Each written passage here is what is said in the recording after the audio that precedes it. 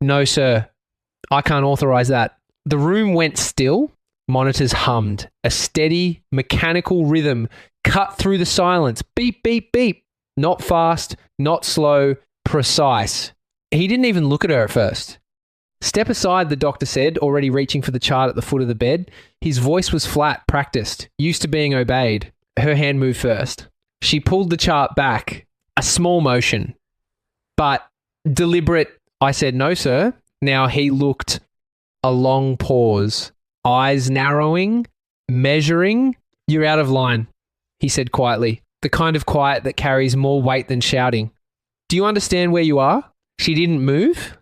Behind them, two corpsmen froze mid-step. One of them slowly lowered the IV bag he'd been adjusting. No one spoke. The doctor stepped closer. White coat, rank insignia stitched clean and sharp, authority in every detail. You don't make decisions here, he continued, voice tightening. You follow them. That patient is being prepped for transfer, and you are delaying critical. The ECG says otherwise. She didn't raise her voice. She didn't have to. The words landed hard. He exhaled sharply through his nose, irritation flashing across his face. I've already reviewed it.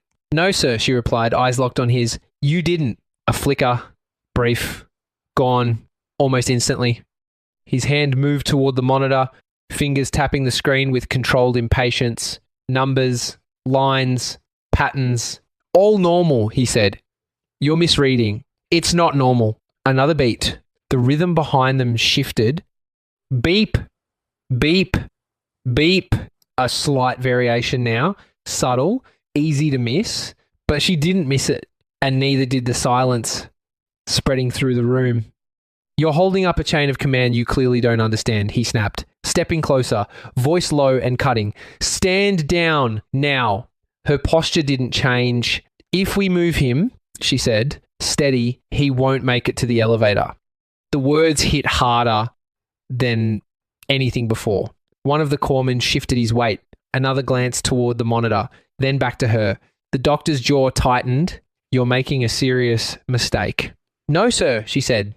This time, there was no hesitation at all. You are. Your stamina isn't what it used to be. The issue might be coming from a place that people rarely think about. I'm talking about your mitochondria. They regulate inflammation in your body. They control oxidative stress, and they give you metabolic flexibility. Mitochondria, less efficient, means there's less energy and those stresses build up. There are things that you can actually do to improve your health, improve your resiliency, improve your energy levels. That can also support your circulation. And mitochondria. What you eat definitely affects mitochondrial health.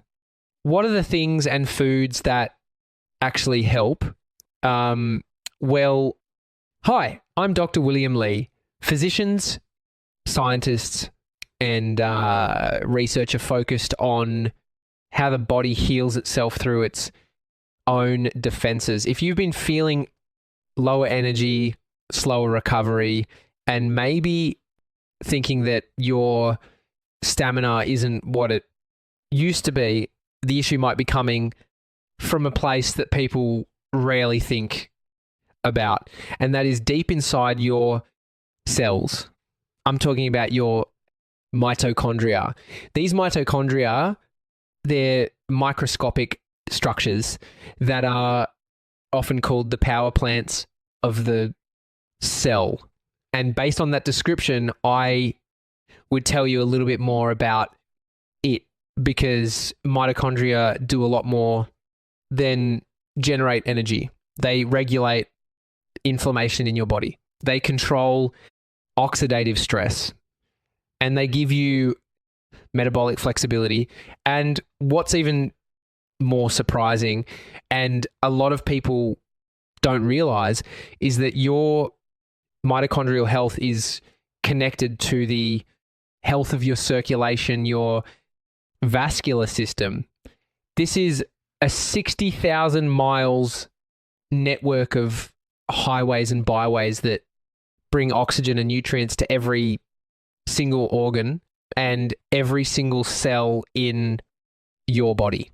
The mitochondria affecting the cells that line the blood vessels, these are cells called endothelial cells, vascular endothelial cells.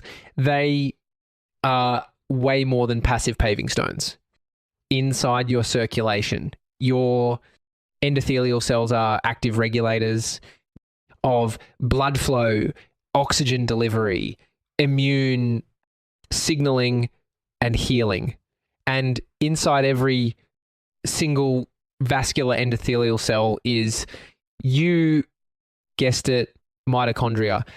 So today I want to help you connect the dots between mitochondria, your energy, and your vascular system, the endothelial cells, to show you just how if you've been feeling lower energy, slower recovery, and maybe thinking that your stamina isn't what it used to be, the issue might be coming from a place that people rarely think about. I'm talking about your mitochondria. They regulate inflammation in your body. They control oxidative stress, and they give you metabolic flexibility.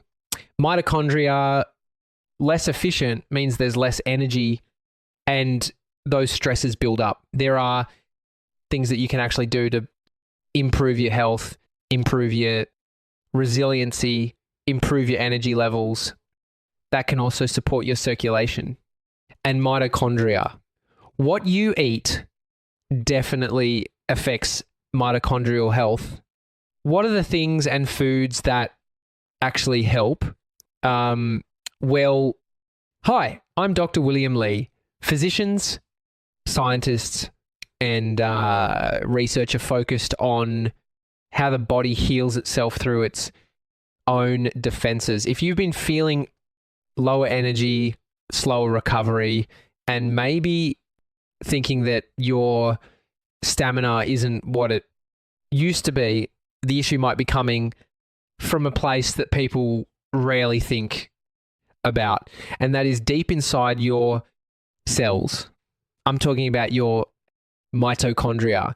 These mitochondria, they're microscopic structures that are often called the power plants of the cell. And based on that description, I would tell you a little bit more about it, because mitochondria do a lot more than generate energy. They regulate inflammation in your body. They control oxidative stress, and they give you metabolic flexibility.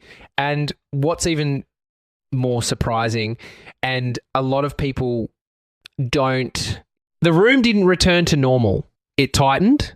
The approaching footsteps in the hallway slowed, then stopped just outside the door. No one entered. No knock. Just presence. Waiting. Inside, no one acknowledged it.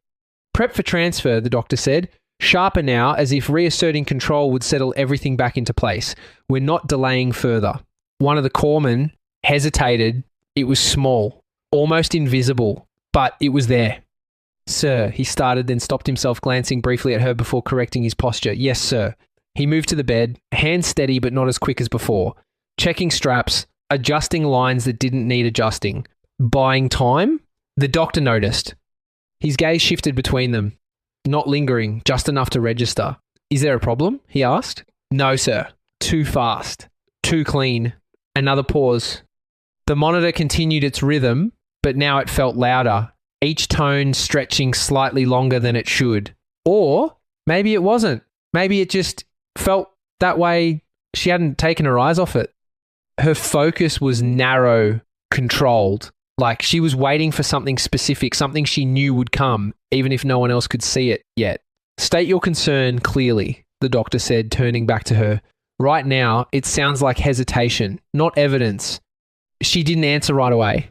Instead, she stepped closer to the screen again, adjusting the display by a fraction. The waveform extended, a longer segment visible now, still subtle, still easy to dismiss, unless you were looking for it. There, she said quietly. No one spoke. The corpsman at the foot of the bed leaned in, just slightly. His eyes tracked the line, then flicked toward the doctor, quick, uncertain. The doctor didn't react. At worst, it's artifact, he said. Movement, interference, not clinically significant. But he didn't look away this time. The silence stretched. From the hallway, a voice murmured something low, unclear. Then another voice responded, quieter still. The kind of controlled exchange that didn't belong to chaos, it belonged to order. Structured, observed, waiting. The corpsman near the door shifted again. His hand hovered near the handle, not touching it. Like he wasn't sure if opening that door would help or make things worse.